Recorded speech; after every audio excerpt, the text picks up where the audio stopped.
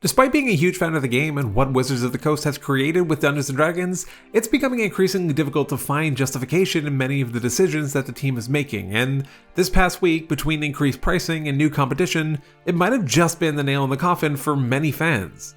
On Tuesday, May 23rd, Wizards of the Coast announced through their community update channel on D&D Beyond that starting with their next release, Bigby Presents Glory of the Giants, and for all subsequent releases, that the price for the physical copy of their books will be increasing from $60 to $70.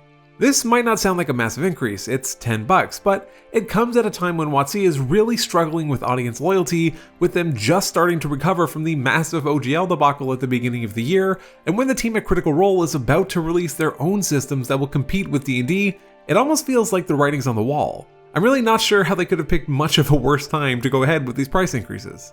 Compound all of that with the fact that there's already been a growing feeling over the last year or two of a lack of perceived value from the books that WotC is releasing. Probably the biggest offender was Spelljammer Adventures in Space, which was released last summer. While I appreciate that they did try something a little bit different here, I don't think that splitting up the release into 3 books that combined weren't really any longer or didn't really contain much more material than a typical campaign setting release would have, landed quite the way that they hoped it would. The massively increased cost combined with recycled rules from Saltmarsh, a lackluster adventure, and some racist race options made the release feel like a massive flop. This lack of perceived value wasn't just a Spelljammer issue though. So many releases in recent years have reduced the amount of player options printed, hardly any new magic items have been released, and creativity has largely felt stagnant. I'm tempted to say that Tasha's Cauldron of Everything back in 2020 was the last truly good release for 5e. The thing here though is that with the increased prices, Wizards of the Coast has not committed to an increase in the quality of their releases or even in the amount of new material with each release. Instead, they merely state that we're committed to high quality products that deliver great value to our players and must increase our prices to accomplish that. This, to me, suggests that they are already satisfied with the quality that they are already producing, and just because the price has gone up by 17%, it doesn't mean that we're getting 17% more things in the books, or that they're 17% better. Instead, they place the blame squarely on increased shipping and production costs, which I have no doubt have increased. But when your product and IP as a whole is already so profitable to the extent that you're now making D&D branded snowboards, I struggle to see how this was the right time to warrant such a significant increase in the price for your core product. The financial implications are huge here, and this feels like yet another gamble by WotC, or really Hasbro, to milk even more money from its dedicated fanbase. The thing is, the team is already going so hard on game accessibility and the new player experience, it's hard to imagine a world where increasing the barrier to entry for an already expensive game aligns with many of their stated goals for the future of the brand. And yes, I know you can play D&D for free, and yes, there are countless third-party supplements that already exist, but the reality is that most players still opt for first-party material the majority of the time, and this is undoubtedly especially true for new players. Increased pricing will likely have a lot of players become more selective about which books that they buy. Maybe they go from purchasing every or every other book to really only getting the ones that they're super excited about. Or perhaps they shift their attention away from D&D altogether and begin to explore the other plethora of alternative TTRPGs like Pathfinder or Call of Cthulhu. Or perhaps even more devastatingly for WotC, to the new systems being released by the team at Critical Role. Back in April, Critical Role announced that they are working on 2 new game systems.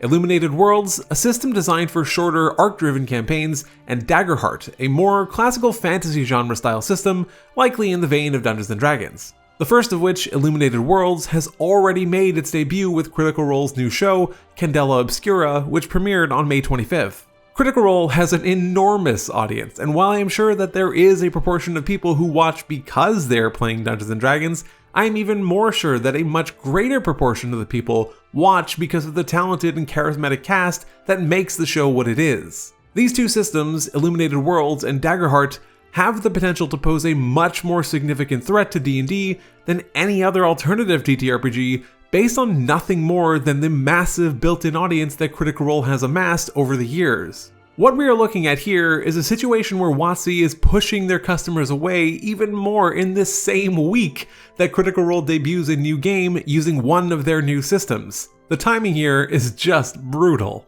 I'm not saying that Critical Role is going to single-handedly destroy the behemoth that is Dungeons & Dragons, but with everything that WotC is doing to themselves, it's probably going to hurt. Probably the biggest impact I'm seeing here is the lack of trust. The OGL debacle has already eroded some players' trust in the company, and increasing book costs without offering any enhanced value only further exacerbates this issue. It seems perfectly plausible that players will once again question Wizards of the Coast's commitment to the community, which they've repeatedly declared over the last few months, but it's getting harder to imagine how this doesn't further damage the already damaged reputation of the company. Those that stayed with them throughout will likely start to feel that same sense of unease once again, and those that were swayed to return will likely feel burned once again. On trust, one thing I do need to bring up is how they're marketing this price change on their website. At the time of writing, if you go to the D&D website to purchase the digital physical bundle, they're essentially advertising it with a sale price of $59.95, with the price of $69.95 being crossed out. This to me is an incredibly deceptive move. This isn't a sale, they haven't lowered the price at all, they just haven't increased it yet. I actually had to go back and check my purchase of the digital physical bundle of Dragonlance Shadow of the Dragon Queen, which was indeed $59.95. This is not a sale, don't intentionally mislead people into thinking it is. A more honest way to handle this would be to have an asterisk next to the price with a line at the bottom of the page indicating the date on which the price will go up to $69.95. At the end of the day, is this going to be what kills Dungeons & Dragons? Almost certainly not.